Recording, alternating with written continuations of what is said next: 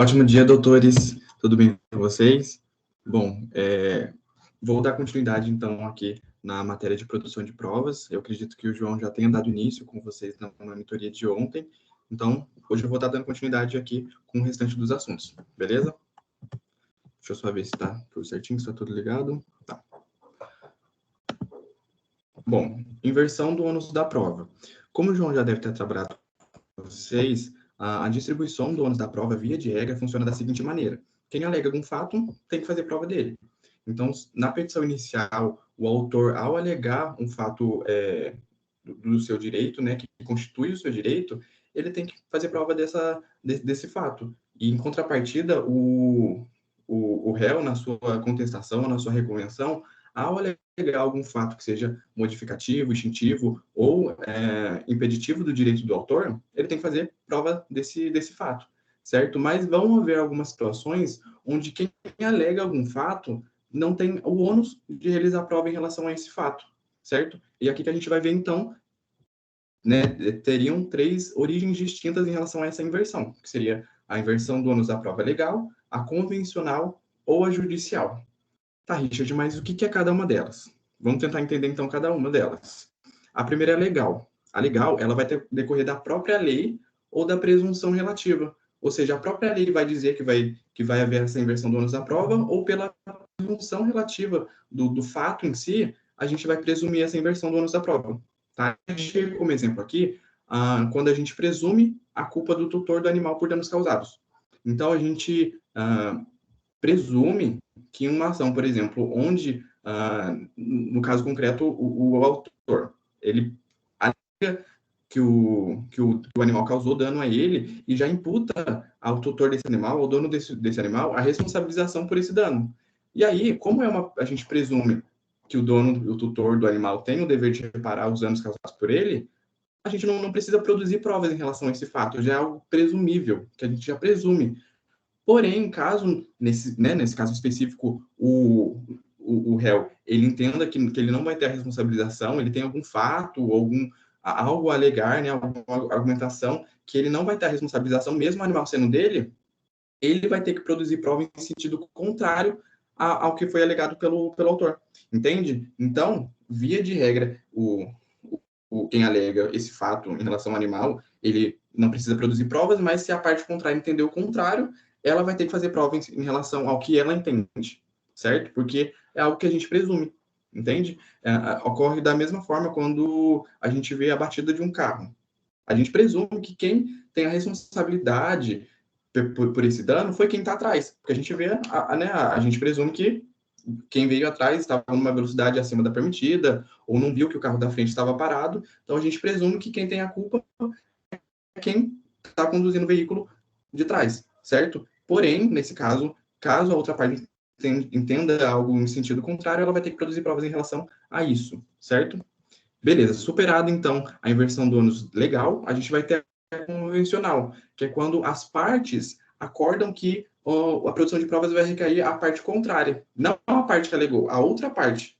Entende? Então, elas, em acordo comum, decidem que, apesar de o autor, por exemplo, ter, né, alegado aquele fato, o réu vai ter que provar em sentido contrário. Então, aqui o acordo comum entre as duas partes, certo? O CPC ele autoriza essa convenção, esse acordo, porém ele só veda o acordo em caso de direito indisponível ou quando, nesse acordo, a produção de provas ela vai se tornar excessivamente difícil a parte responsável, então, por provar. Então, se o autor e o réu convencionaram que o réu vai produzir a prova, porém, essa produção ao réu se tornaria excessivamente difícil e para o autor, caso ele ele produzisse as provas para ele ficaria mais fácil, o juiz ele não vai homologar esse acordo. Ele vai entender, opa, para o autor ficaria muito fácil, para o réu fica excessivamente difícil, fica muito oneroso, e vocês querem que o réu, mesmo assim, seja o responsável por produzir as provas? Não. Então, aí ele não é obrigado a homologar, entendem? Ele vai verificar que vai se tornar excessivamente difícil uma das partes e não vai aceitar. Beleza? E por último, a gente tem a judicial, que eu acredito que é a que a gente mais veja na prática, que é quando a lei imputa ao juiz, ao magistrado, a faculdade de decidir a inversão do ônus da prova. Então, a lei fala, olha, nessa situação é possível.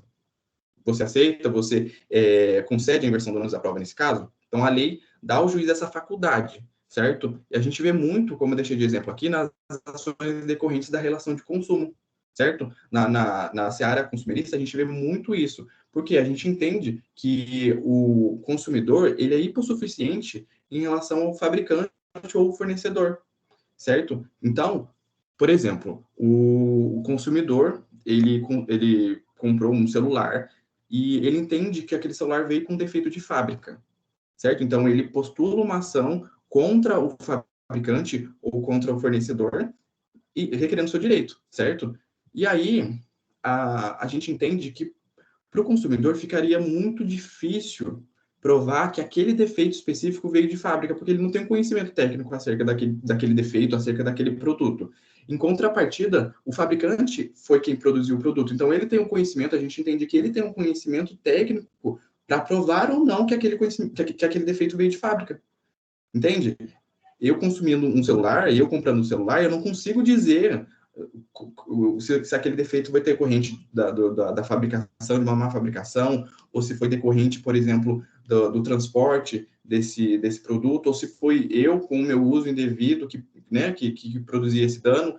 Eu não tenho conhecimento técnico de um aparelho, certo? Porém, o fabricante foi quem produziu. Então, ele tem um conhecimento técnico, ele pode dizer se aquele defeito veio de fábrica, ou se veio do transporte, ou se foi por conta do mau uso do consumidor, entende? Então, desse ponto de vista, a gente entende que o consumidor ele se torna hipossuficiente em relação ao fornecedor.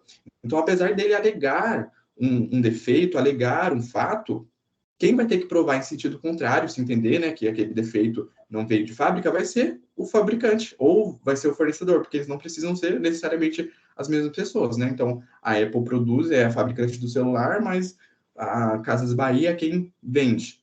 Então, ela é a fornecedora. Então, eu posso adentrar, né, postular uma ação ou contra a Casas Bahia ou contra a Apple, nesse exemplo. Então, qualquer uma das duas tem um conhecimento muito mais técnico em relação, né, 1000 vezes mais técnico em relação ao consumidor. Então, nessa seara, sob esse ponto de vista, a gente entende que o consumidor ele é hipossuficiente, ou seja, ele tem um conhecimento muito mais limitado em relação àquele assunto.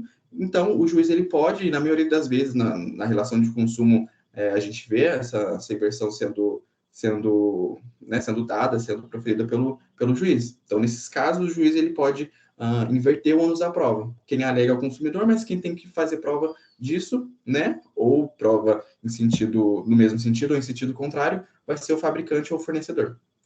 Beleza? Provas ilícitas. Bom, a gente entende que a produção de provas elas tem que ser de acordo com o CPC. O CPC ele nos conduz em relação a como vão ser obtidas as provas. Então, uma prova testemunhal, uma prova pericial, o CPC ele já indica como vai ser obtida, como vão ser obtidas essas provas. Porém, caso a prova seja obtida por meio antijurídico, ou seja, contrário às normas, contrário ao CPC, a gente tem então uma prova ilícita. Ela está sendo contrária ao contrário ao direito, contrário ao que está disposto no CPC. Então, ela é ilícita. Geralmente, essas provas ilícitas, elas são obtidas por meio de violência ou de grave ameaça, ou violação de algum direito, como o sigilo bancário, sigilo de correspondência, sigilo telefônico, enfim. Ela vai violar algum direito para que ela seja trazida ao processo. E a gente tem, então, positivado que essas provas ilícitas, elas são vedadas. A gente não pode utilizar, por exemplo, uma prova que foi obtida por quebra de sigilo bancário. A gente vai, né, violar um direito da outra parte, ou, enfim, de terceiro, para a gente fazer prova no processo, a gente não pode utilizar, é vedado, isso é vedado. A gente não aceita, o juiz ele não pode aceitar. Porém, a gente sabe que no direito nada é exato, né? Tudo depende. Então, a gente tem duas teorias que norteiam a obtenção de provas ilícitas e, em alguns casos, a gente vai utilizar uma teoria e, em outros casos, a outra teoria. Então, essas duas principais teorias são a teoria da árvore dos frutos envenenados e a teoria da proporcionalidade. Então, a gente vai entender que cada uma delas diz, e a gente vai ver que, em alguns casos, a gente tem que utilizar uma teoria, e em outros casos, a gente acaba utilizando outra. A teoria da árvore dos frutos envenenados diz que toda prova trazida ilicitamente ao processo, obtida de maneira ilícita, tanto essas provas quanto os atos que são decorrentes delas são ilícitos e devem ser desentranhados do processo. A gente tem que tirar do processo e fingir que ela nunca foi trazida ao processo, fingir que ela nunca existiu, certo? Então, por exemplo, numa prova oral, uma confissão, por exemplo, que foi trazida ao processo por uma gravação telefônica sem autorização judicial, certo? Então, por exemplo, eu era parte do processo, gravei uma ligação da outra parte com um terceiro e trouxe ao processo. Eu não tinha autorização judicial, eu violei o direito o direito telefônico, o sigilo telefônico, enfim, da outra parte e trouxe uma confissão. Então, essa prova, ela é ilícita, eu não tinha autorização judicial para obter, né, dessa forma, enfim, foi totalmente antijurídica e trouxe ao processo. Mas ela é uma confissão, né? A outra parte está confessando algo relacionado àquele fato, ao fato que a gente alegou no processo. Essa confissão vai ser válida? Não vai ser válida. Por quê? Porque eu obtive de maneira ilícita. Eu violei direitos para obter essa prova. Então, eu não posso utilizar essa prova no processo. Então, o que a gente vai ter que fazer? Vai ter que desentranhá-la do processo e fingir que nunca existiu. Então, a gente tira ela do processo, finge que nunca existiu e continua a produzir outras provas. Se eu não conseguir a confissão de uma maneira lícita, de uma maneira jurídica, assim como determinado pelo CPC, eu não vou ter a confissão. Entende? Apesar de ela ser uma confissão, ela vai ter sido obtida por meio ilícito, então ela não vai ser válida ao processo, ela vai ser ilícita, ela não tem legitimidade para ser utilizada no processo, certo? É muito contraditório a gente dizer que a gente quer garantir um direito, porém, se utilizando de meios que violam outros direitos para garantir o meu direito. Entende? É contraditório, a gente não pode fazer essa obtenção ilícita ao processo, certo? Segundo essa teoria. Já a teoria da proporcionalidade, ela diz o quê? Ela diz que, ao obter uma prova ilícita, a gente tem que pesar a ilicitude da obtenção da prova e o conteúdo da prova em si. Ela entende que, em alguns casos, apesar da prova ter sido obtida de maneira ilícita, contrária ao CPC, o conteúdo dessa prova é tão importante que a gente tem que utilizar no processo, certo? Um exemplo muito claro disso seria numa ação de tutela de um menor. Então, a gente vai discutir qual das partes vai ter a guarda do menor, vai ter a tutela de um menor. E aí, uma das partes, por exemplo, grava uma ligação telefônica da outra parte com um terceiro, e essa outra parte, ela confessa, por exemplo, que abusa do menor, certo? Então, ela traz essa prova ao processo. Ao analisar, o juiz vai verificar que essa prova ela é ilícita. A gente não poderia violar, não sabe? A gente não pode violar o sigilo telefônico. Porém, o conteúdo dessa prova ele é muito importante. Ele está dizendo que a outra parte ela está abusando do menor. Então, como que ele vai ter a guarda, ele vai ter a tutela do menor? Entende? Então, essa prova, apesar de ser ilícita, ela tem um peso muito grande no processo. Ela vai ser determinante para a conclusão desse processo. Entende? Então, nesse caso concreto, né, nesse caso específico, o juiz ele pode, apesar da prova ter sido obtida de maneira ilícita, pesando o conteúdo, né, dessa prova, ele pode deixá-la no processo, ele pode acatar essa prova, apesar dela ser ilícita. Entende? Por isso o nome da proporcionalidade. A gente vai entender que, apesar de ser obtida de maneira ilícita, o peso dela no processo é muito maior, ela vai ser muito determinante, diferente de uma outra gravação telefônica que apesar de ter uma confissão, essa confissão não vai ser tão relevante, ou ela pode ter o direito ele poderia ter sido obtido de outras formas, enfim, um caso concreto a gente vai verificar essas duas teorias, mas assim, via de regra, a gente tem que continuar produzindo provas lícitas, né, de acordo com o CPC, de acordo com o que determina a legislação, certo? Mas assim, em casos mais complexos, enfim, há essa discussão, inclusive nos tribunais, né, da árvore dos frutos envenenados contra a proporcionalidade. Então, assim, são discussões que a gente vê mais em instâncias superiores, enfim, mas via de regra a gente tem que seguir a produção de provas de acordo com o CPC. Beleza? Hierarquia das provas. Bom, então a gente entendeu que tem as provas lícitas, as provas ilícitas, a gente sabe que então tem a prova documental, a prova pericial, enfim, a gente tem algumas espécies de provas. Há alguma hierarquia em relação a elas? A prova documental é mais importante que a prova pericial, e a prova pericial é mais importante que a prova testemunhal, enfim, há alguma hierarquia? Não. Positivado em texto jurídico, né, no CPC, no Código Civil, na Constituição, a gente entende que não tem uma valoração em relação às provas, certo? Não tem uma hierarquia lá na Constituição, por exemplo, dizendo que a prova documental é mais importante que a prova testemunhal. Não há, né? Então, seguindo o princípio do livre consentimento motivado, o juiz ele pode, no caso específico, dizer qual das provas trazidas àquele processo são mais importantes. Então, pode ser que num processo a gente tenha trazido prova documental e prova testemunhal, por exemplo. As partes têm um conteúdo muito mais importante do que a prova, não mais importante, mas assim, muito mais completo, né, que faz com que o juiz ele se sinta mais motivado e entenda melhor o que está acontecendo no processo e ele consiga se conduzir a uma decisão. E aí a prova testemunhal, apesar de ser trazida do processo, ele não sentiu que aquela prova o motivou a decidir, sabe? Ele pode ter se baseado muito mais na prova documental, que foi muito mais completa, do que na prova testemunhal, nesse caso. Porém, em outro caso, esse mesmo juiz ele pode entender que a prova documental trazida ao processo não teve tanta relevância quanto a prova testemunhal. Entendem que em cada caso ele vai analisar quais as provas trazidas e quais tiveram uma maior argumentação, foram mais completas, entende? Então, não há uma hierarquia. Em cada caso, vão ter provas que têm pesos maiores e outras que apesar de terem sido produzidas, não houve tanto peso para a decisão dele, certo? Então, é isso que diz o princípio do livre consentimento motivado. Não há uma hierarquia de provas. O juiz ele tem que analisar em cada caso concreto. Porém, não é por conta disso que o juiz ele pode, a bel prazer, sentenciar e analisar qual prova ele quer, e aí isso vai ser a justificativa dele. Não.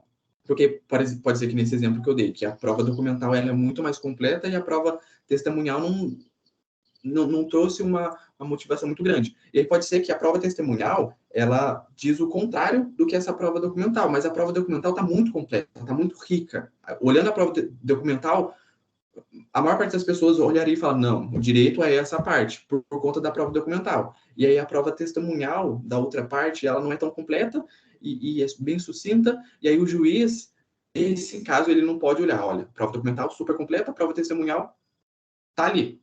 Aí ele não pode, por ele entender, por convicções próprias, né, por convicções individuais, que aquele direito deveria ser atribuído à outra parte, que não aquela que produziu uma prova super completa, documental, ele não pode utilizar dessa, só porque houve a prova testemunhal, utilizar dela para proferir a sua decisão. Entende? Então pode ser assim, para esclarecer melhor esse exemplo. A prova documental super completa trouxe provou um fato. E aí a prova testemunial, super sucinta, está alegando, está tentando provar o fato em sentido contrário. E aí o juiz, por convicções individuais, entende o mesmo que aquela prova testemunial. Só que aquela prova testemunial não teria um peso de provar. Mas como ele tem convicções individuais, ele utiliza daquela prova testemunial só para dizer que houve a produção de provas ali que se baseou nela. Ele não pode fazer isso. Ele tem que, a gente entende que a jurisdição ela tem que ser ela não pode tomar partido de nenhuma das partes, ela tem que ser inerte, né? Ela tem que ser, ela tá ali no meio, ela não pode tomar nenhuma das partes. E aí, então, o juiz ele não pode, por convicções individuais, utilizar o que ele quiser, ele vai ter que utilizar, no caso concreto, as provas que foram mais completas, que trouxeram um consentimento, um convencimento muito mais motivado para ele proferir, entende? Então é isso. Apesar de ele ter esse livre consentimento motivado, ele tem que se justificar em relação às provas trazidas ao processo, certo? Até mesmo porque, ao proferir uma sentença, a estrutura da sentença se dá da seguinte forma: a gente tem a fundamentação, o relatório, que é o magistrado, o juiz relatando tudo que aconteceu no processo até a sentença, o fundamento, que é aqui que ele vai aduzir, né, a legislação, a jurisprudência, a doutrina, enfim, aqui é toda a parte de mérito, né, fundamentação mesmo, parte jurídica, e depois o dispositivo, que é aí ele concedendo a procedência ou a improcedência do pedido, certo? Então, a gente vê que na própria sentença há uma parte elencada para que ele fundamente, certo? Então, ele vai ter que justificar ali o porquê daquela decisão, certo? Então, ele tem um livre consentimento motivado em relação às provas que são trazidas naquele caso concreto, naquele caso específico. Mas aí ele não pode abrir o prazer, decidir o que ele quer e utilizar de uma prova super sucinta só para proferir no que, em sentido, né, no que ele entende, certo? Ele tem que acolher o que foi trazido no processo e decidir se justificar em relação àquelas provas trazidas. Porque senão a outra parte ela pode recorrer alegando, ô louco, provei super o fato que eu aleguei, com diversas provas documentais, e a outra parte produziu uma prova testemunhal bem sucinta e o juiz concedeu o pedido da outra parte. Não, entende? Então, é isso. Bom, produção antecipada de provas. A gente entende que no processo a prova documental ela pode ser trazida na petição inicial, né? Então a gente já pode anexar na petição inicial contratos, fotos, enfim, diversas provas documentais. Da mesma maneira, na contestação, o réu ele pode também anexar suas provas documentais. As demais provas elas são produzidas na fase instrutória. Então, depois que há o despacho lá, o juiz disse, olha, especifiquem as provas a serem produzidas. E aí, então, que a gente vai especificar quais são as provas que vão ser trazidas ao processo, se a gente vai ter audiência de instrução e julgamento para produção de prova oral. Então, aqui seria o momento que a gente faz a produção de provas, né? É o momento ideal, o momento que a gente produz a prova, o momento de produção de provas. De outras provas que não as provas documentais, né? Mas a gente pode produzir aqui também outros tipos de prova e também prova documental. A gente pode ir trazendo no processo. Mas aqui, então, seria o momento. Porém, o CPC, ele traz algumas situações onde as provas, elas são produzidas antecipadamente, e por algum motivo, certo? Então, apesar do momento ideal, o momento de produção de prova ser na fase instrutória mesmo, após o despacho saneador, finalizando ali a fase de saneamento, pode ser que a gente produza provas antecipadamente. As partes, elas podem requerer a produção de provas de maneira antecipada. Quais são essas situações descritas aí no CPC? Bom, primeiro, quando há o temor de que ela se perca. Então, aí é a causa mais comum. Eu até deixei como exemplo aí, ó. Teme-se que uma testemunha não possa ser ouvida porque vai se mudar para muito longe ou porque pode morrer, porque está muito doente ou é porque é muito idosa. Então, a gente sabe que o percurso do processo ele é muito lento.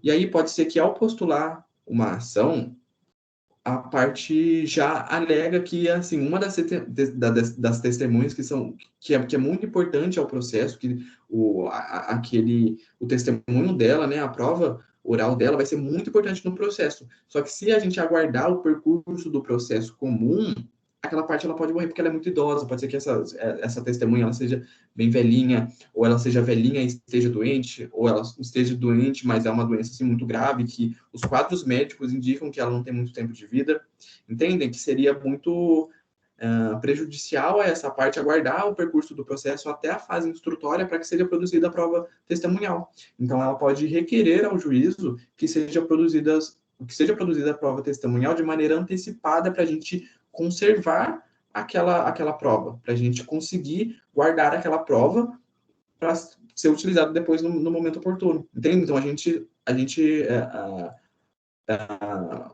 é uma questão de precaução. A gente vai guardar aquela prova para ser usada no momento ideal, entendeu? A segunda situação seria a possibilidade de que favoreça a autocomposição ou outro meio alternativo de solução de conflito, né? Então, deixei aqui como exemplo. As partes que, com a colheita de provas, passam a ter mais conhecimento do fato ocorrido e, em razão disso, tem mais condição de tentar entrar em um acordo. A prova antecipada também fornece elementos ao conciliador e ao mediador para tentar uma solução consensual. Então, a gente sabe que o acordo ele deve ser tentado no processo judicial. A gente tem que tentar fazer com que as partes se conciliem, né, a partir da conciliação ou mediação. E aí, no decurso do processo, é como se fosse É como se fosse, não, né, uma alegação e uma resposta, né? Então, a gente tem a petição inicial, tem a resposta. Aí depois tem a contestação. E aí depois tem a produção de provas. Então, fica naquele embate. Aí pode ser que, no caso concreto, né, em algum caso específico, as partes entendam que apresentar o fato e a produção de provas já de maneira antecipada vai fazer com que elas tenham mais conhecimento de todos os elementos do processo, de tudo que seria trazido ao processo, e aí, tendo conhecimento de tudo, elas podem ter um acordo, entendem? Porque se a gente deixar o percurso do processo de maneira comum, né, de maneira, né, de via de regra, o que acontece na regra, a gente vai ter só a solução na sentença, né? Já que, assim, se não tiver uma solução, um acordo na mediação, na conciliação. Então, a gente só vai ter uma resposta na sentença. Então, o percurso do processo todo vai ser travado nesse embate, e aí só na sentença a gente vai ter uma solução. Aí, nesse caso concreto, as partes podem entender que o quê? Se a gente produzir as provas de maneira antecipada, eu já vou saber tudo que a outra parte tem para alegar em juízo, e eu também já vou apresentar a ela tudo que eu alegaria em juízo. Então, ambas as partes já vão ter todos os elementos que seriam trazidos no processo, e aí, ao invés de esperar a sentença que aconteceria lá no final, elas mesmas já acordam, né, um resultado que seja, né, bom para ambas, entendem? Então elas já produzem as provas de maneira antecipada para evitar todo esse percurso que é demorado, que é, né, grande, que é extenso, e aí elas já apresentam tudo que tem para apresentar de maneira antecipada, e ali mesmo elas já acordam uma solução que seja viável a ambas as partes. Entendem? Então, nenhuma das partes escondem nada. As duas já apresentam as alegações e a produção de provas, já de maneira antecipada, e ali mesmo elas acordam algo que seja frutífero, que seja viável a ambas as partes. Certo? E depois a gente tem, então, o prévio conhecimento dos fatos pode justificar ou evitar o ajuizamento da ação. Aqui, então, seria mais de uma maneira de se justificar. Né? Eu deixei como exemplo aqui, ó, o autor quer pedir indenização em virtude de vazamento que trouxe prejuízo a seu apartamento, mas não sabe se a responsabilizaria, né, o prédio em si, a responsabilidade foi do prédio ou do vizinho de cima. Então, aqui ela já produz as provas para justificar, né? Porque ela não vai saber se vai recair a responsabilidade sobre o apartamento, sobre o prédio em si, ou o dono do apartamento de cima, porque o vazamento foi causado pelo apartamento dele, né, por uso dele. Então, não vai saber a quem vai recair a responsabilidade. Então, ela já produz as provas de maneira antecipada para evitar que seja, tipo, a ação ela tenha ilegitimidade, enfim, ela já se justifica de maneira antecipada para que a ação ela seja legítima, certo? É mais difícil a gente ver na prática, mas, enfim, é uma situação que o CPC indica aí para a gente como legítima. Beleza? Então, agora a gente vai para as fontes e meios de prova. A gente já entendeu, então, o que são provas lícitas, provas ilícitas, elas podem ser trazidas de maneira antecipada ou não. Enfim, a gente já entendeu muito sobre as provas. Agora, resta a gente entender como essas provas são trazidas ao processo, certo? Qual é o veículo responsável por trazer essas provas ao processo? E aí, então, que a gente tem as fontes e os meios de prova. Então, a gente não pode confundir esses dois elementos, porque eles são elementos distintos. Apesar de haver uma conexão entre eles, são elementos distintos. Então, a gente tem aqui as fontes, que são elementos externos ao processo, e essas fontes, elas mesmas são responsáveis pelas informações, né, por comprovar o fato em si, o fato alegado em si.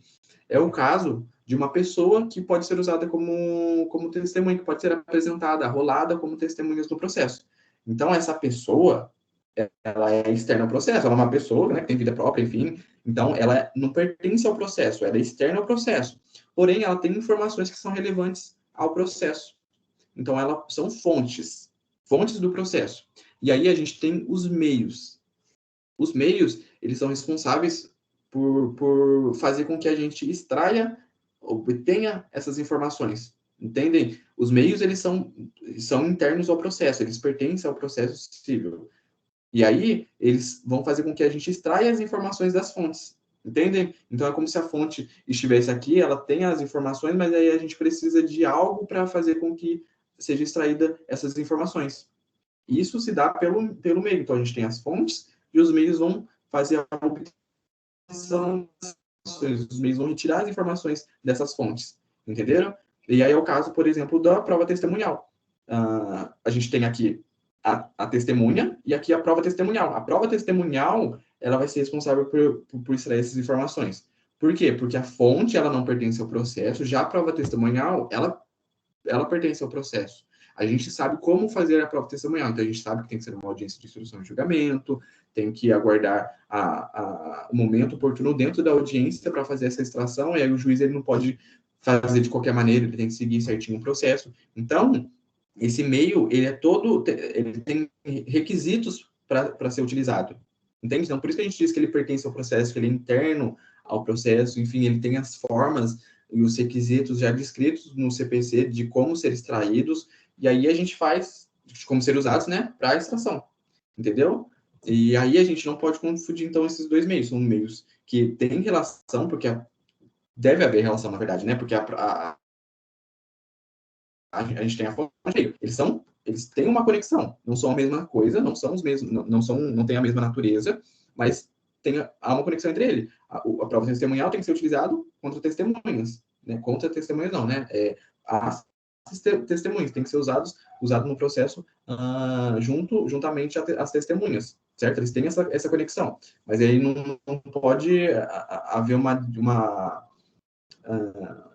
distinção entre elas, porque senão a gente pode estar diante de uma prova ilícita, né? Porque o meio ele tem todos os seus requisitos.